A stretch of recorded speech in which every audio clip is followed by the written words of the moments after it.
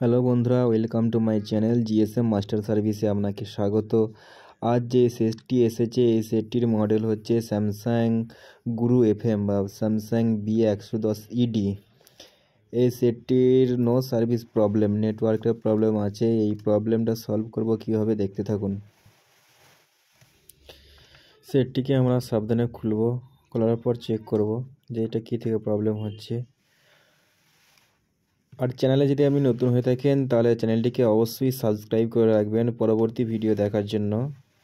স্যামসাংয়ের এই সেটগুলো ম্যাক্সিমাম ক্ষেত্রে এই প্রবলেমটাই হয়, নো সার্ভিস প্রবলেম হয়। এই নো সার্ভিস প্রবলেম সলভ করতে গিয়ে অনেক ক্ষেত্রে সে ডেথ হয়ে যাবে আর ডেথ করে দেয়।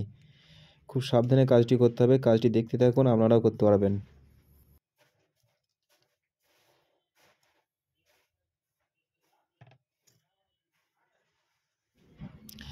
এখানে তিনটে আইসি দেখতে পাওয়া যাচ্ছে।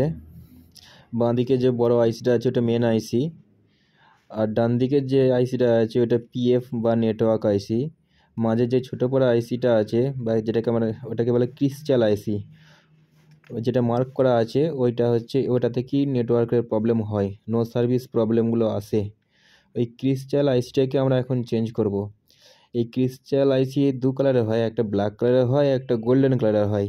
স্যামসাং B110 ED-তে যদি ব্ল্যাক কালার লাগানো থাকে, ওখানে গোল্ডেন কালারের যদি লাগিয়ে দিই সেটটা কিন্তু চালু হবে না। সেক্ষেত্রে আমাদের মনে হবে যে সেটটা হয়তো হিট দিতে গিয়ে ডেথ হয়ে গেছে, কিন্তু তা না। এখানে ব্ল্যাক কালারের ক্রিস্টাল আইসি লাগানো থাকলে ব্ল্যাক কালারের ক্রিস্টাল আইসি লাগাতে হবে। আমার কাছে স্যামসাংয়ের ডেথ বোর্ড আছে।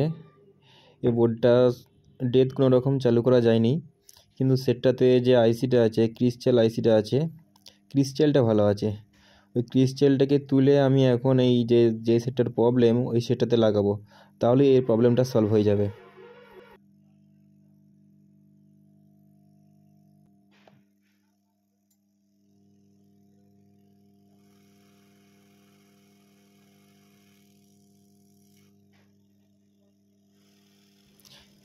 ক্রিস্টালটা যখন চেঞ্জ করবো অবশ্যই মেন আইসিটা একটা প্লেট দিয়ে ঢেকে নেবো, কেন মেন আইসিটা যদি বেশি হিট করে যায় তাহলে সেটটা ডেথ হয়ে যেতে পারে।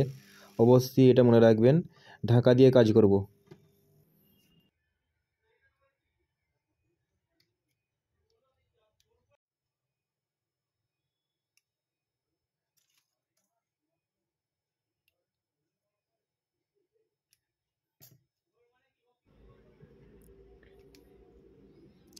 সেটটাকে অন করে নেব।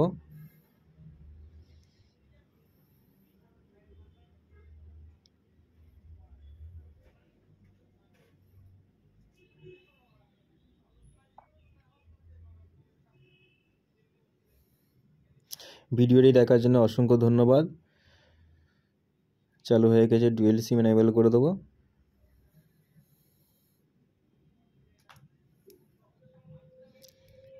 ডান, পুরোপুরি সাকসেস। টাওয়ারে এসে গেছে, দুটো সিমেতেই টাওয়ারে এসে গেছে। অসংখ্য ধন্যবাদ ভিডিওটি দেখার জন্য।